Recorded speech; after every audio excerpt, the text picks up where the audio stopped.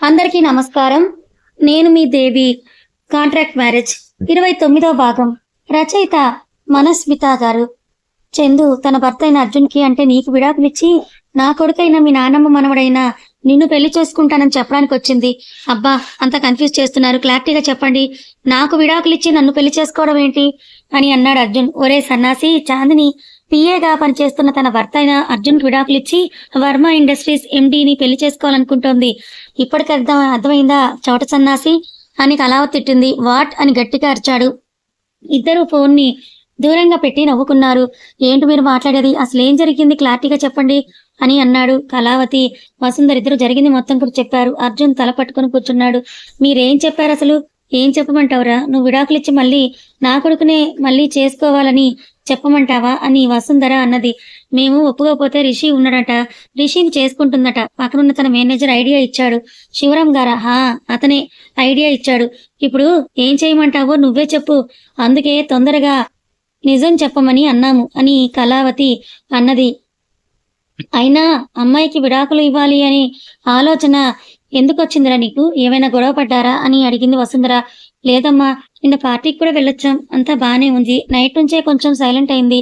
మన పెళ్ళై 6 నెలలు అయింది కదా అని అడిగింది అంతే అని చెప్పాడు. 6 నెలలు అయ్యాక బోర్ కొట్టిందేమో అమ్మాయికి.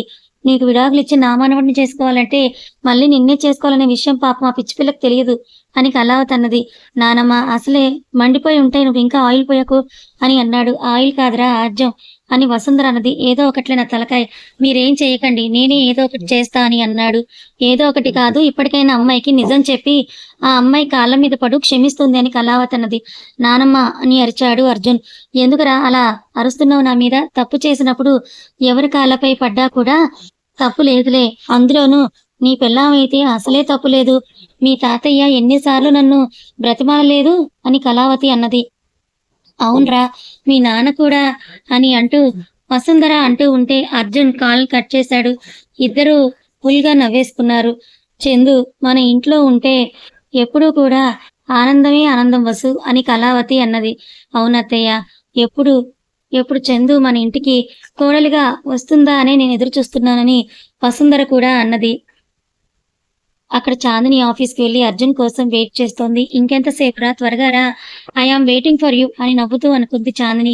అప్పుడే చైత్ర లోనికి వచ్చింది. చాందిని నవ్వడం చూసి ఏంటి మ్యామ్ అంత సంతోషంగా ఉన్నారు అని అడిగింది. ఏం లేదు చైత్ర, నిన్న పార్టీలో జరిగింది గుర్తొచ్చి నవ్వుతున్నానని అన్నది. అవును మ్యామ్, అందరూ చాలా మంచివారు, నాకు చాలా హ్యాపీ అనిపించిందని అంది. వర్క్ ఎలా ఉంది చైత్ర ఆఫీస్లో అని అడిగింది. ఆర్ యూ కంఫర్టబుల్ అని అడిగింది Chandini. Yes ma'am, very much.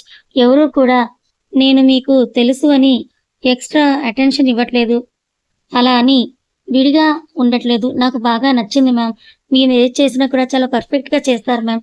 అందుకే నాకు మీరంటే ఇష్టం అని అన్నది. చాలు చాలు, టైం దొరికితే చాలు, ఇంక నన్ను పొగిడే ప్రోగ్రామ్ని పెట్టుకుంటావు అని నవ్వింది చాందిని. ఇక్కడ చాందిని చైత్ర ఇద్దరూ కూడా నవ్వుకుంటూ ఉంటే అక్కడ అర్జున్ ఫ్యామిలీ నవ్వుకుంటూ ఉన్నారు. పాపం అర్జున్ పరిస్థితి ఎలా ఉందో చూడండి. అర్జున్ ఆఫీస్కి వచ్చాడు. లోపలికి వెళ్ళి నాకు ఎందుకు విడాకులు ఇవ్వాలనుకుంటున్నావు నువ్వు? ఇంకో పెళ్లి చేసుకోవాలని ఎందుకు అనుకుంటున్నావని అడగాలని ఉన్నా కూడా అడగలేని పరిస్థితి. కానీ అడిగితే ఈ విషయం నీకెలా తెలుసు అని అంటుంది. అప్పుడు ఏం చెప్పాలి? మా మామ్కి ఫోన్ చేస్తే చెప్పిందని చెప్పాలా? అరే అర్జున్, ఏంట్రా ఈ ధర్మ సంకటం అని మెల్లగా లోపలికి వచ్చాడు. అర్జున్ వచ్చేసి శివరాం చూశాడు. ఏంటయ్యా ఇంత లేటుగా నా ఆఫీస్కి వచ్చేది? ఎంత నువ్వు మేడంకి హస్బెండ్ అయితే మాత్రం టైం అంటూ లేదా? అయినా మీది కాంట్రాక్ట్ మ్యారేజ్ అని గుర్తుపెట్టుకో. మేడం ఎప్పుడైనా సరే ఆ కాంట్రాక్ట్ని క్యాన్సిల్ చేసే హక్కు కూడా తనకి ఉంది అని అన్నాడు. మీరైనా చందుకి కాంట్రాక్ట్ మ్యారేజ్ అని గుర్తు చేసింది అని అర్జున్ అన్నాడు. నేను గుర్తు చేయడం ఏంటి? మేడంకి గుర్తుంటుంది అని శివరాం అన్నాడు. గుర్తు లేకపోయినా కూడా మీరున్నారు కదా తనకు గుర్తు చేయడానికి.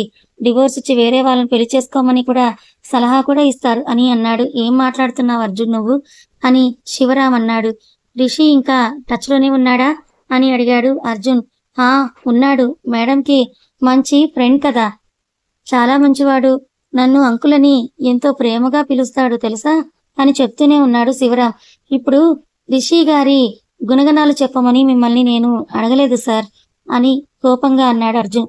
క్యాజువల్గా చెప్తున్నానయ్యా, ఎందుకు అంత కోపం అని అన్నాడు. క్యాజువల్ కూడా చెప్పకండి నా దగ్గర అని అంటూ అర్జున్ అక్కడి నుంచి కోపంగా చందు రూంలోకి వెళ్ళిపోయాడు. శివరాం నవ్వుకుని వెళ్ళాడు అక్కడి నుంచి. చందు రూమ్లోకి వెళ్ళి చైత్రను చూసి, చైత్ర, నేను చందుతో పర్సనల్గా మాట్లాడాలి, నువ్వు బయటికి వెళ్తావా అని అన్నాడు. అర్జున్ కోపంగా ఉండడం చూసి, ఓకే సార్ అని సైలెంట్గా వెళ్ళింది. ఏంటి అర్జున్, ఏం మాట్లాడాలి? అసలు ఇప్పుడు టైం చూసావా ఎంత అయిందో? నువ్వు నాకు పిఏ అని మర్చిపోయావా అని అన్నది. మేడం, నాకు ఇప్పుడు మీతో గొడవపడే ఓపిక లేదు, నేను అడిగే వాటికి సమాధానం ఇవ్వండి అంతే అని అన్నాడు. అడుగు, నిన్న మన పెళ్ళై 6 months అయ్యింది కదా అని ఎందుకు అడిగారు? ఊరికే అడిగాను అని అంది. నిజం చెప్పండి మేడం, మీకు కాంట్రాక్ట్ క్యాన్సిల్ చేసే ఆలోచన ఏవైనా ఉందా? ఇంకో 6 నెలలు అయిపోగానే నన్ను వదిలేసి వేరే వాళ్ళని పెళ్లి చేసుకోవాలని మీరు అనుకుంటున్నారా అని అడిగాడు అర్జున్. ఒకవేళ అనుకుంటే నీకేమైనా ప్రాబ్లమా?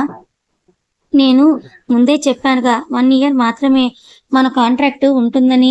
అవునా కాదా? నువ్వు కూడా ఒప్పుకునే కదా సైన్ చేశావు కాదా? కాంట్రాక్ట్ ఎప్పుడైనా సరే క్యాన్సిల్ చేసే రైట్ నాకు ఉంది అని అన్నది.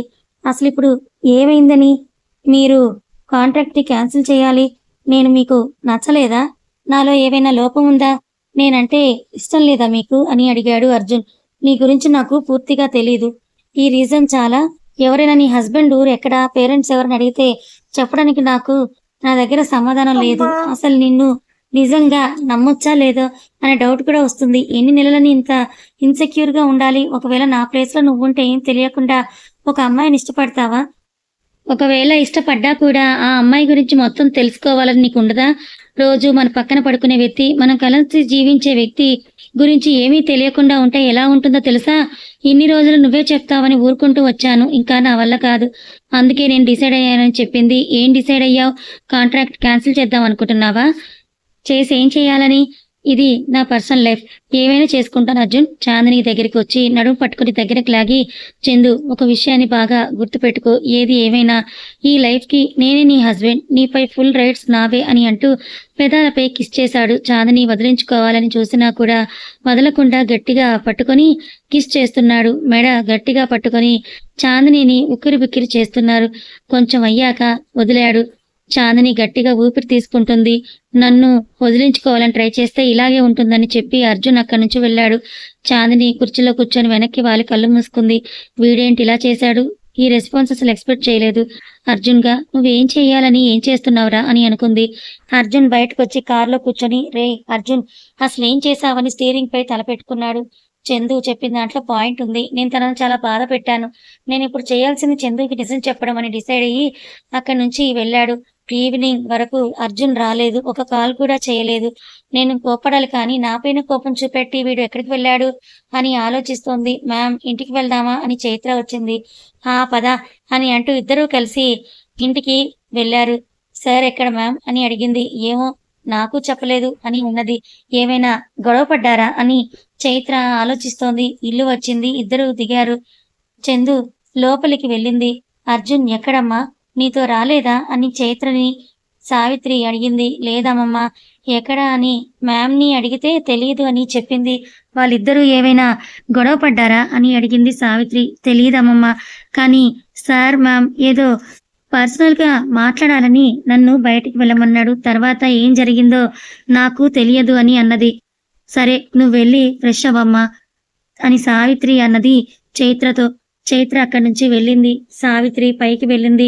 చాందిని ఫ్రెష్ అయ్యి అప్పుడే వాష్రూమ్ నుంచి బయటకు వచ్చింది. నీ మనవడితో నేనేం గొడవ పడలేదు నానమ్మా అని సావిత్రి మాట్లాడకముందే చాందిని చెప్పింది. మరి అని సావిత్రి మాట్లాడేలోపే మళ్ళీ చందు మాట్లాడింది.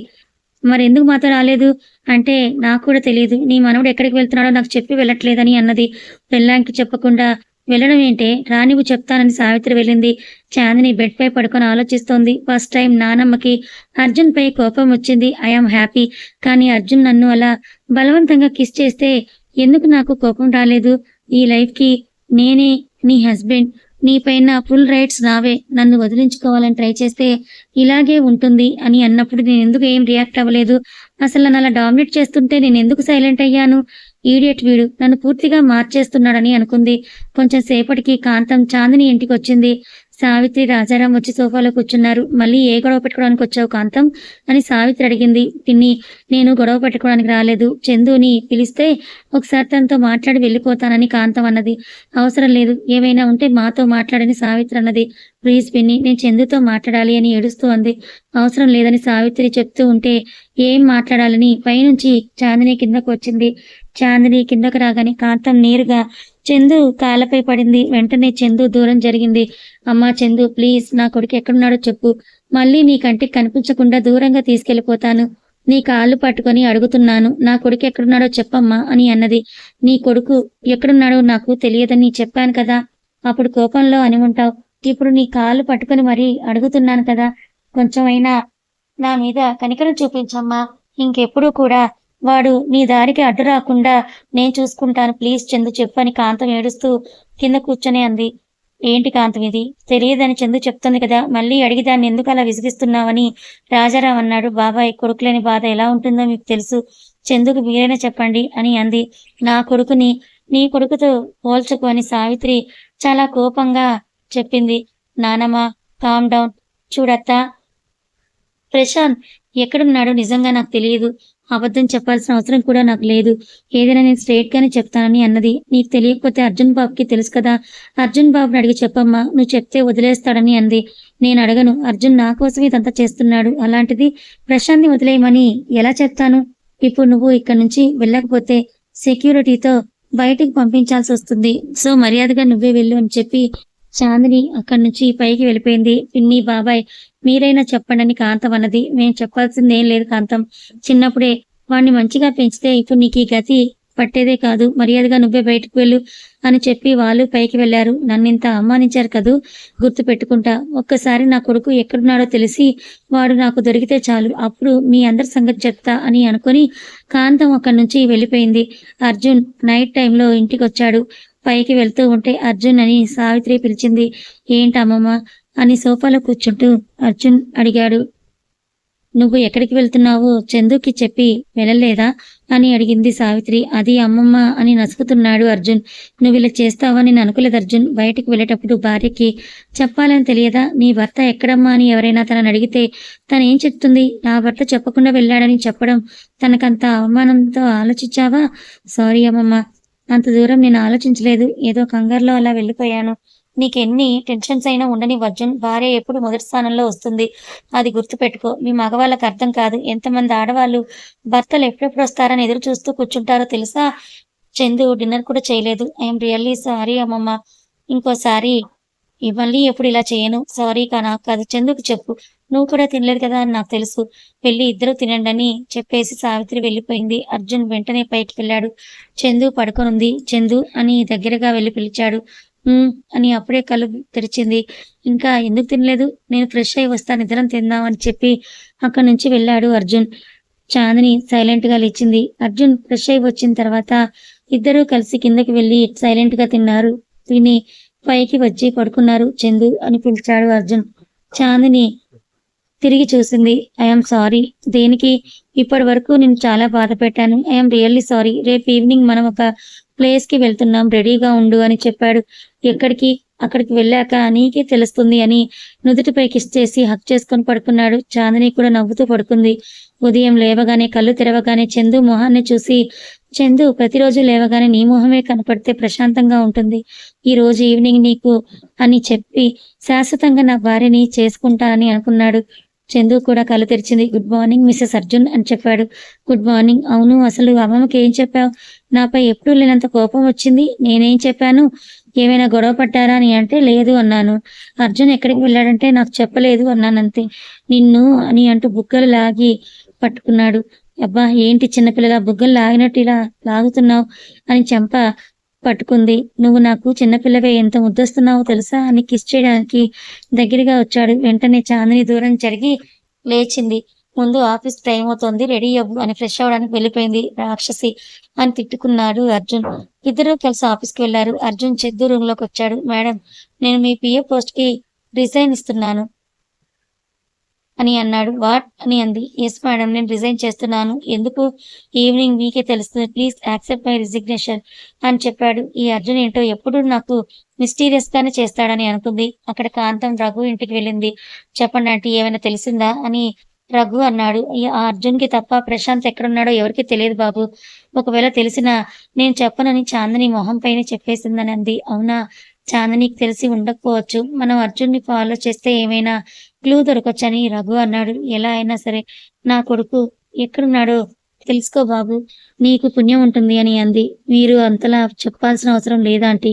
ప్రశాంత్ నాకు కూడా చాలా అవసరం అని మళ్ళీ అదే ఒక ఫ్రెండ్‌గా నాకు చాలా అవసరం అని చెప్తున్నా అని అన్నాడు. సరే బాబు, నేను వెళ్తాను అని అంటూ కాంతం వెళ్ళిపోయింది అక్కడి నుంచి. రఘు వెంటనే కాల్ చేశాడు. ప్రశాంత్ అర్జున్ దగ్గరే ఉన్నాడు కన్ఫర్మ్. కానీ అర్జున్ ఎక్కడ పెట్టాడనేదే ఎవరికీ తెలియడం లేదు.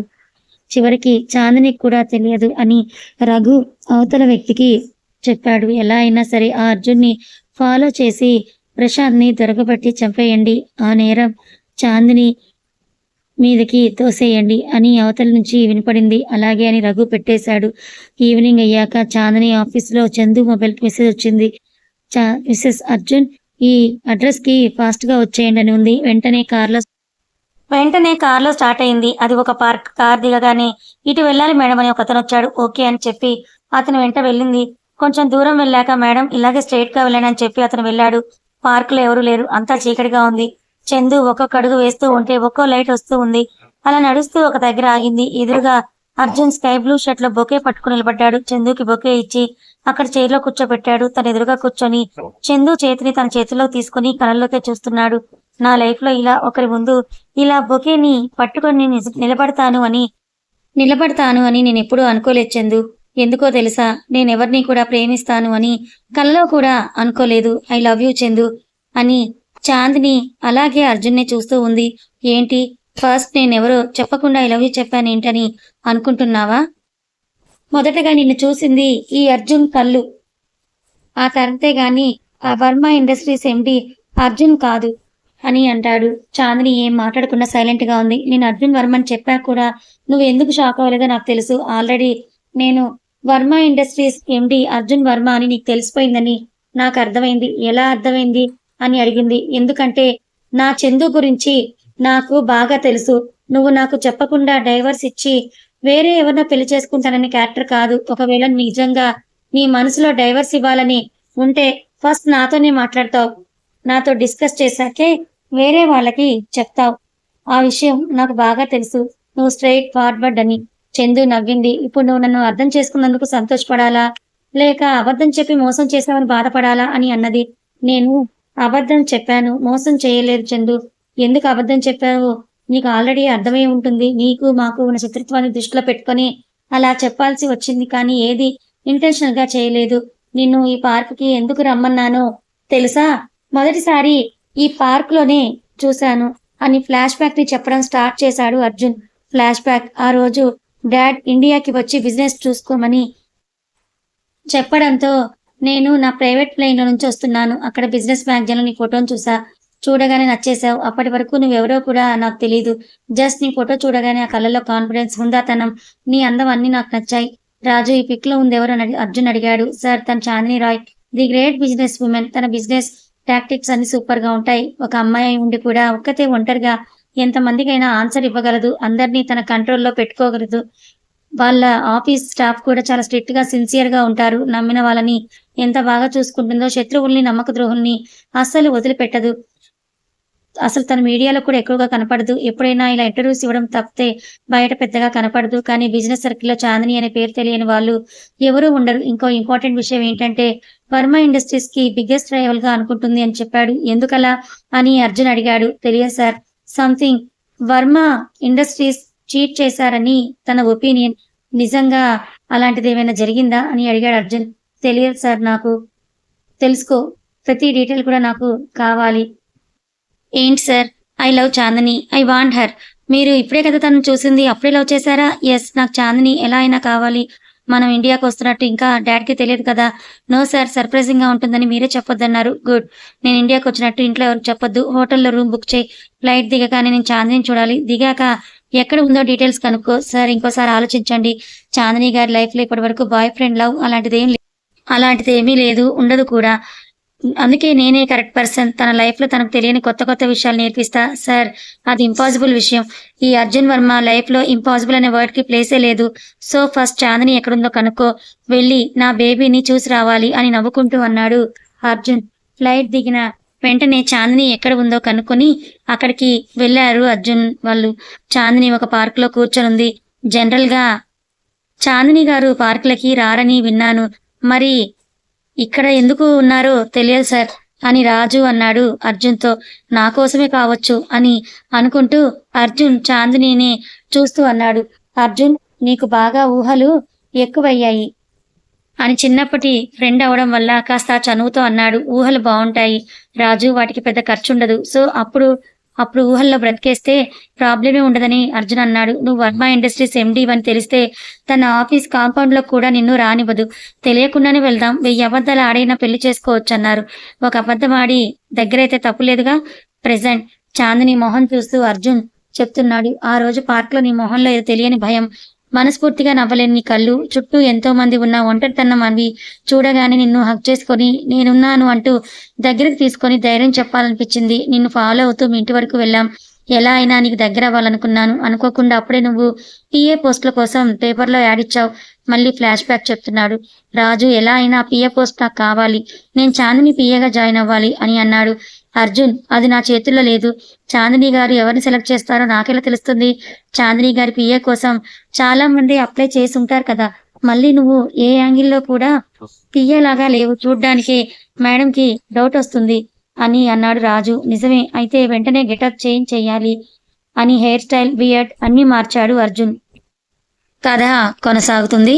మరి అర్జున్ తన ఫ్లాష్ బ్యాక్ ని చాందినికి చెప్తున్నాడు కదా.